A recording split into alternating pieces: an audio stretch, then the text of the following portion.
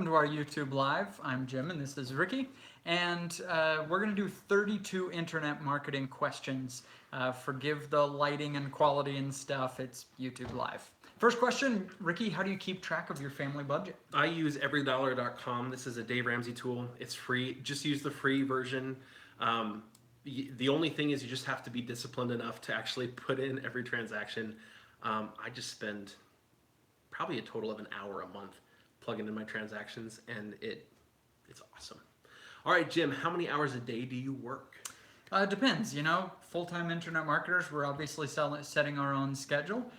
Some days I work at normal 8 hours. I kind of shoot for that. But some days, I just want to spend time with family, and so I just won't get anything done. And then at night, I'll get some work done. And some days, I'm working like a 14-hour day. We're working on something, and I've got to get it done, and I'm up till midnight. Question from Nick Murphy on YouTube. You have 17,000 subscribers on YouTube. How much money do you earn from that? From YouTube directly, just under $1,000 a month from our views. It wouldn't be worth it if we weren't also using that to drive traffic to our own information products and stuff. So that's where the real value of YouTube comes in. Jim, what is your favorite book? How to Win Friends and Influence People. What's your favorite WordPress plugin? I am really liking Imagify. It reduces the file size and optimizes all of our images without making them look crummy. Speeds up the site quite a bit. Jim, what is your favorite YouTube video that we have made? The one where I pulled you behind the truck on the little, not a tricycle, your son's bike. That was just hilarious. Yeah. All right, next question. What movie could you watch over and over again? I don't rewatch very many movies. Probably the movie that I've rewatched the most, or movies, is the Bourne movies. I don't know, just kind of an action guy. Jim, question from Ashish. How would you go about earning a full-time living from AdSense? I hope this isn't cheating, but I wouldn't. AdSense, you can make it work well, but I've always found something that's a little bit better for monetization. So I'll kind of change your question a little bit. How would I earn a living just from ads on a website? Which is a great way to go. Ad revenues just keep going up and up and up.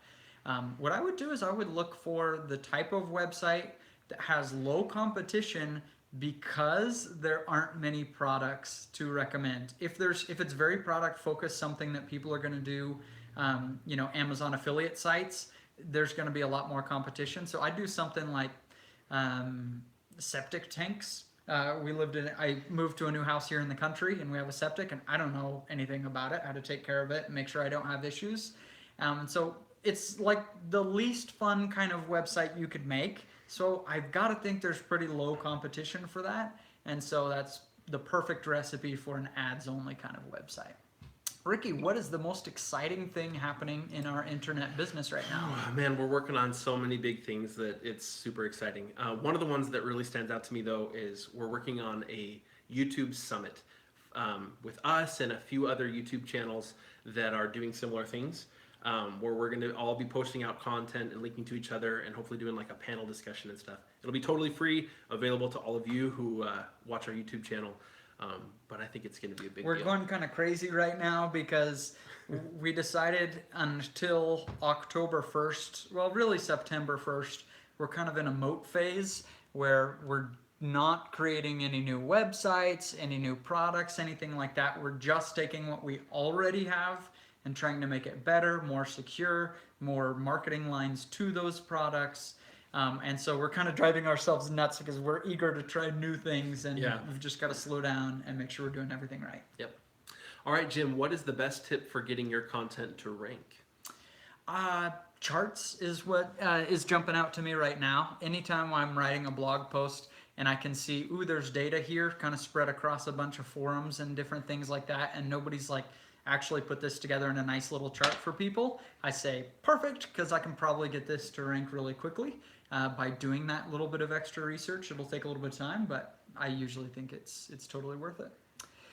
What app do you go to on your phone to waste time?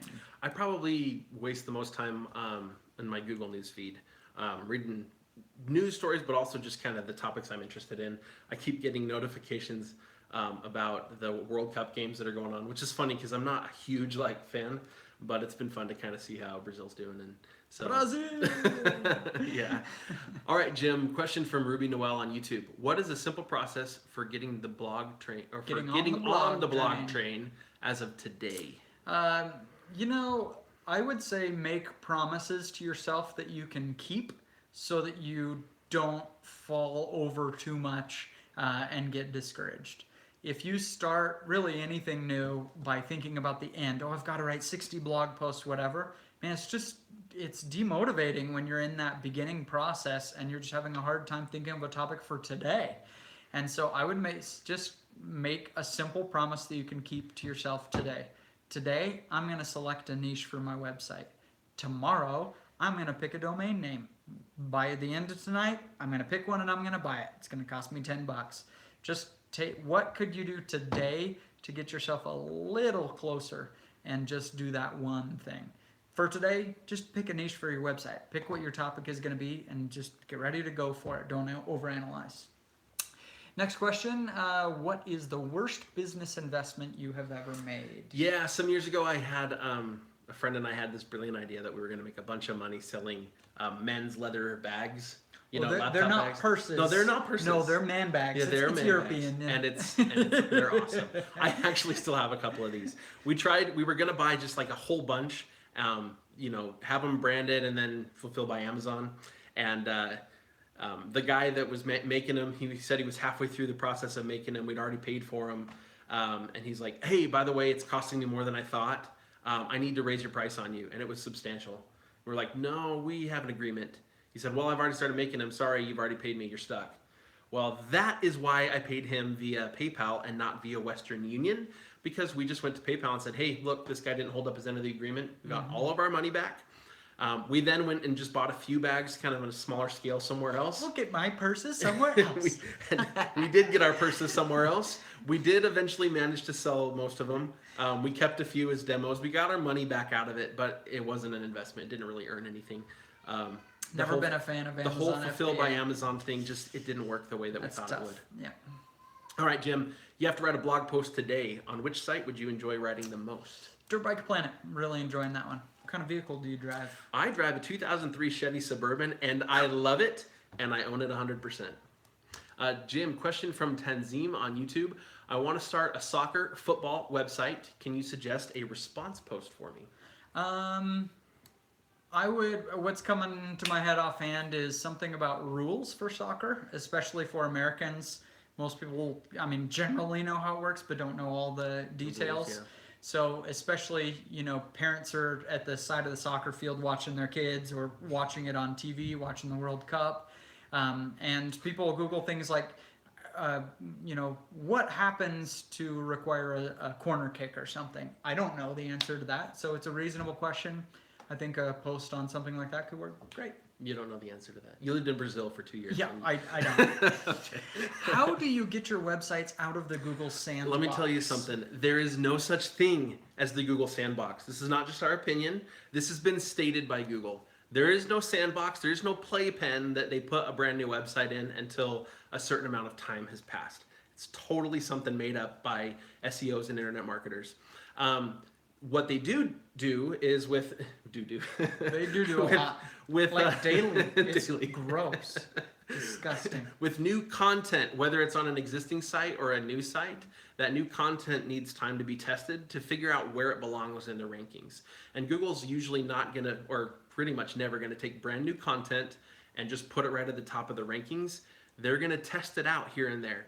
The best way to get out of that phase with new content is to write really good content, and to start by writing content that is in not at all competitive topics. Yeah, I invented the sandbox to make them feel better about, hey, why it takes a while for a new website to rank. Yeah, it's not. Google has already said that doesn't exist, No. and so it takes the time for a website to build up a reputation and some traffic. If I have a 5-year-old website, it's still going to take time for the new content to rank.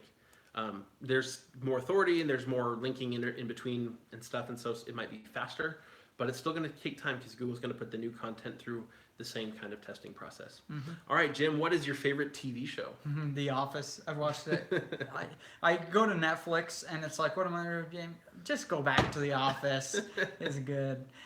Question from Ketogenic Kim on YouTube. I'm having financial issues. How do I start a site with the smallest possible investment? The only thing you absolutely need to pay for from the very beginning is hosting.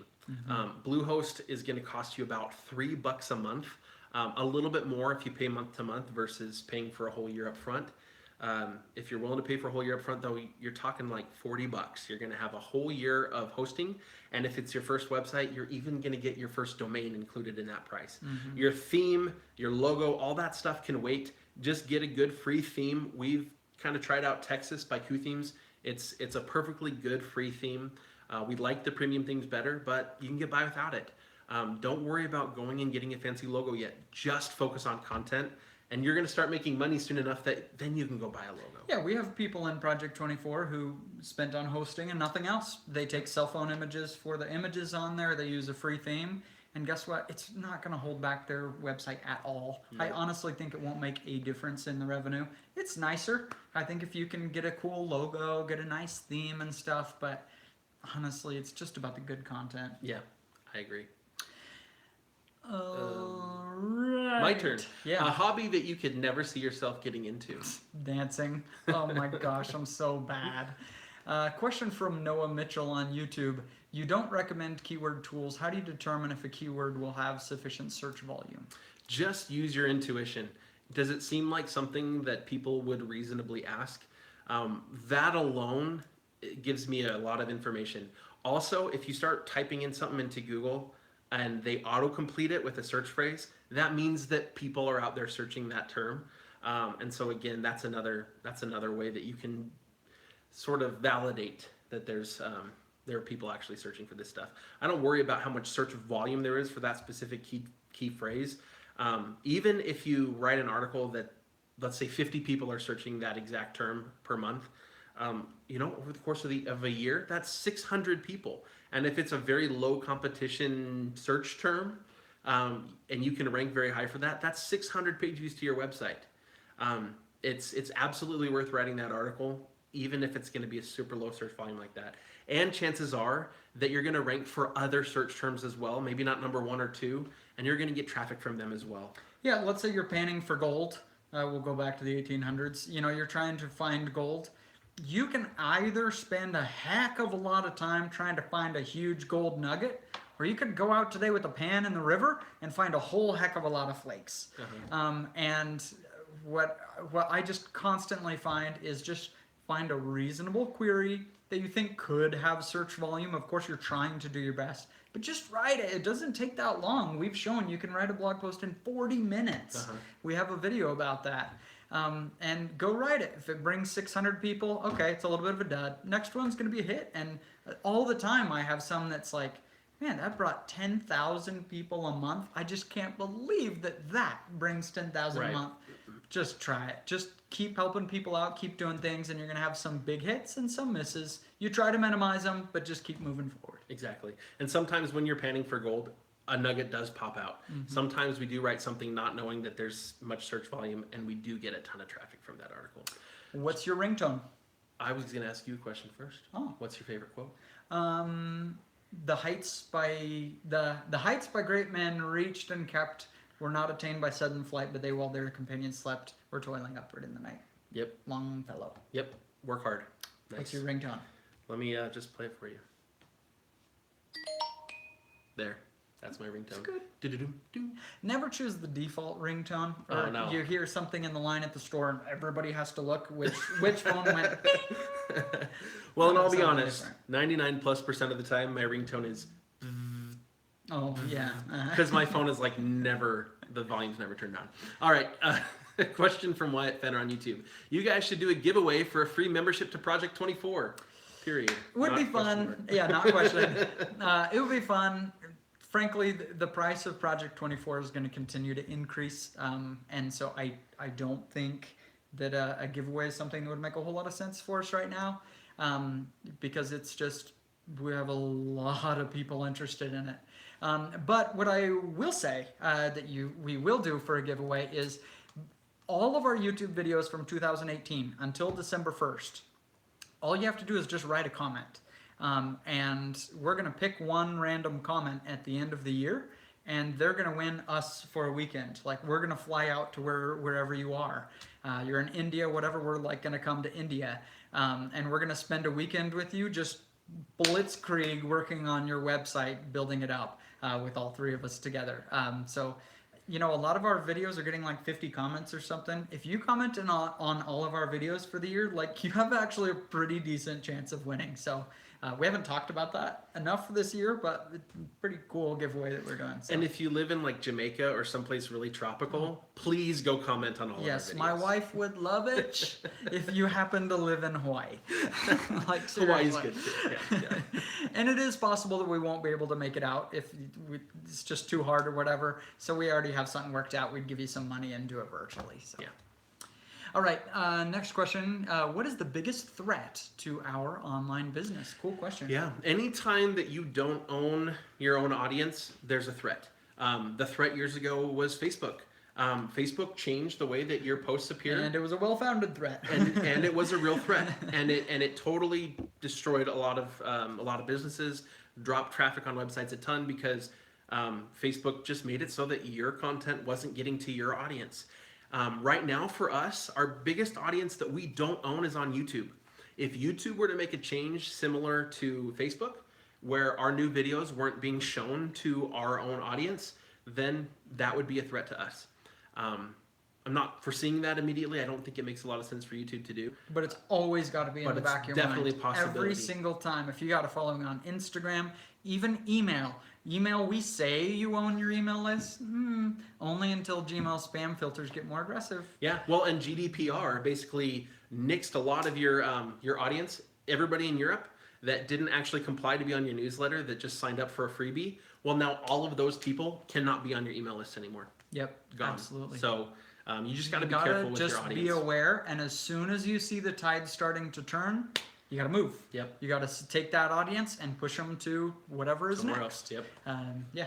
All right. Question from Ecuador Abroad on YouTube. Jonathan. Yep. How do you think of great ideas for headlines? Ooh, I find people who are really good at it. I'll find guys in the industry who I respect and I know write good stuff, and I'll go to their websites and find a kind of a recipe for a headline, and I'll repurpose it for my own site. So, you know, BuzzFeed, like, they're getting millions and millions of page views a month. They know how to write a good headline. And so, you know, it'll be something like 15 essential tips for this or that.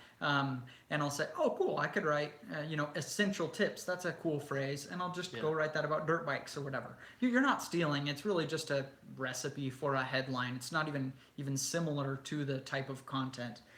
So, you know, go to a BuzzFeed, go to other really good bloggers, just see what they're doing. Yeah. Cool. What is your favorite knick-knack on the shelves behind us? There are some really good knickknacks. And a lot of empty shelves. I just moved. We got to film. New office. It's a bigger office, more bookshelf space. We're gonna get even more knickknacks. I ordered a sweet one yesterday. I haven't told you about this. Okay. It's an 1800s like metal scuba helmet. Oh, Whoa! You've talked about getting something like that. I saw it on eBay and I'm like, yes! And also I ordered an 1837, well, I'm ordering tonight, an 1837 pepper box pistol. Oh, Dude, yeah? I'm gonna have it. Anyway. My grandpa dove with one of those helmets. He was an underwater welder in World War II. And so the welders on the ships, like in Pearl Harbor, that's where he was stationed, they wore those kind of suits with the big helmets. Sweet. Not the 1800s era one. It's a little bit more modern. But anyway, kind of cool. My favorite knickknack, I think, on the shelf, though, is one that probably doesn't stand out to most of you. It's a framed newspaper clipping of when Jim and some friends in college broke the world record for tiddlywinks. For the, I think, was it the distance traveled in a game of tiddlywinks? That's the one. A real thing, world record holder right here for tiddlywinking. Okay, let's see. Has anyone ever recognized you in real life who knows you from your website? Yes, and I've got to say, like, this is the coolest thing. It's so fun when this happens. I can remember the first time it happened, and eventually, like, it's actually pretty common now. Like, even I've had a couple people, like, recognize my voice, like, especially if I'm traveling and I'll be talking on the phone in an airport, and somebody's like, I think I listened to your podcast. What's your name?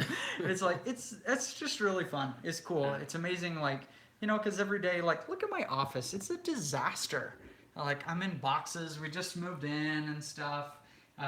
All the time, I'm usually here in like a nice shirt and basketball shorts because it's not showing. And so like so often I just feel like just such a mess in my office, just doing things, and you can reach the whole world. It's like so cool. All right, what do you work on after work is over? I am a project guy. My wife and I both actually love to do projects. So Julie and I, like an example, recently we went up to the cabin, and there's an old mine up there. A lot of gold mining happened in the state of Idaho. So there's an old mine up there with lots of just pieces of granite sitting around. So we brought home like Oh yeah, what do you do for carload free time? I of just granite. pour some granite. and we built a little fountain out front of our house. Like I could go buy a fountain, or I could go build a fountain, and we like to build stuff. You're like sculpting a statue? Because I do a little nude posing in my free time. No, we didn't. I could just be there I am peeing. not a sculptor You're or a not sculptor. sculpting? No, it's just, this was stacking rocks together, but it turned out really cool. Question from Ramble Jr. Best tip for selecting which niche to make a website about? Ooh. Okay, this is something that I've been so glad that we've done when we're selecting a niche for a website. I find a place where I can rank. I'll think of an idea, whatever, septic tanks, and then I'll go do some competitive analysis, actually think of, 10 or 20 things that I could write about, and I'll just Google them and say, do I think I could rank for this? How good is the content out there? And then I'll say, great, it's septic tanks. And then before we buy the domain, we always say, okay, what happens if we go one step broader with the name of the website so that we don't get too locked in, but we could still create that type of content about septic tanks. So an example for that, maybe it's living in the country, and you make livinginthecountry.com or whatever. And you talk about having well water and septic tanks and all that kind of stuff. And I've been so glad every time we've done this.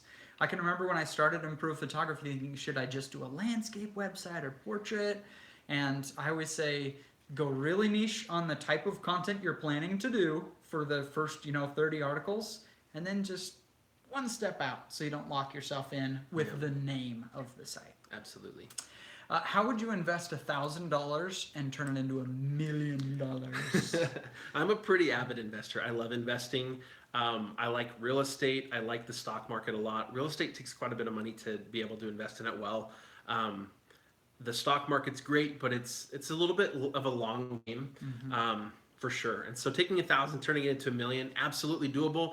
It's going to take you about 35 years. Yeah, no problem. The best investment from a financial standpoint that I've ever seen is actually building websites. I know that sounds a little bit maybe self-serving or cliche it's for the this channel. business that we do. A plumber is going to say, start a plumbing company. I guess. Yeah. But the thing is, starting a website, you're going to do for, if you go all in, a few $100. And then if you want to buy some content to add to that, you could spend $1,000 on one site or start 3 sites with $1,000. And those websites over time are going to start earning you some money. 6 months, a year in, you're going to be earning thousands of dollars a month from these websites. If you reinvested that money into your business again and just bought content, hire some writers, however you want to do that, to build up your websites, taking that and turning it into $1 million could be like a 3-year thing. And there you go. Then you have 3 websites you own and thousands and thousands of dollars every month coming in. That's what I would do. Buy content, 100%. Yeah. Question from Rion Katzi on YouTube. What is the click-through rate on your affiliate offers? There's no way to answer this because it depends on each individual article, each individual affiliate offer.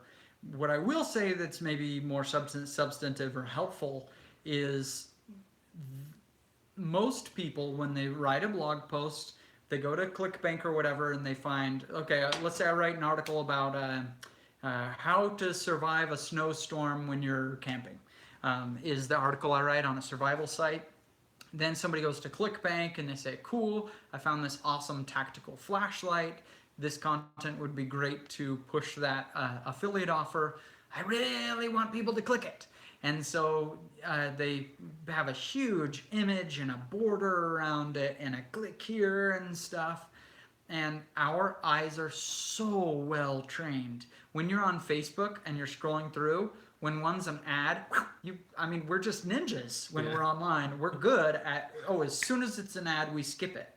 And so that's what you've done when you made it stand out all like that, is you just encouraged everybody to skip right past that. And so what I find best is just be real with people. Go buy the stupid flashlight before you're gonna recommend it. It's gonna cost you $20 and you might earn 20,000 from it if this is a great ClickBank product. So buy the stupid flashlight, take a picture of you using that flashlight, and then just in normal language, like if I were talking to you, Ricky, I just say, hey, I bought this flashlight online. I kind of thought all flashlights were the same. I was totally wrong. This thing is awesome. I took it up camping with me last week, and you can like see the beam for 50 feet, and it's this tiny little flashlight. Super cool. Go check it out. That is going to get 5 times the click-through rate as trying to make it look like an ad with a big button and everything on there. So I don't know what the click-through rate is. It depends how you sell it in the article, but that has been hugely helpful for me, and it makes me feel less gross about recommending affiliate products. Question from Mike M on YouTube. Does Google test new sites by sending a handful of visitors a day? I have a brand new site and he's getting a little bit of traffic. He's wondering how that's happening. Yeah, not exactly. The little bit of traffic you're seeing when your site is brand new is going to be almost entirely bot traffic. It's computers that are scouring the entire internet, just looking for stuff, just doing stuff. I mean, they kind of have different purposes that Referral people do. spam, Yep. And so most of that traffic is not real people. Now, what Google is doing is, rather than sending, when you go use the internet, does Google just send you places? That's not the way that the internet works. What Google is going to do, though, is with new content, they're going to test it out. They're going to put it where they think it goes in the rankings based on the content itself. And then some people are going to click it, and depending on how they behave on your website, if they stick around for 2-3 minutes, if they click through to another article on your site, that signals to Google that it was good content, answered the question. They move it up in the rankings. And so it's not uncommon for a brand new article, once it's indexed by Google, to be ranking somewhere and to have some people that click to page 4 of Google, or maybe page 2, wherever, and are going to get there. That's how Google's testing out your content. So Google's kind of sort of sending you traffic, but it's just to test out the content itself. It has nothing to do with how new or old your site is. If it's brand new, it's probably mostly bot traffic. Unfortunate, but true. Sorry. Hey, thanks everybody.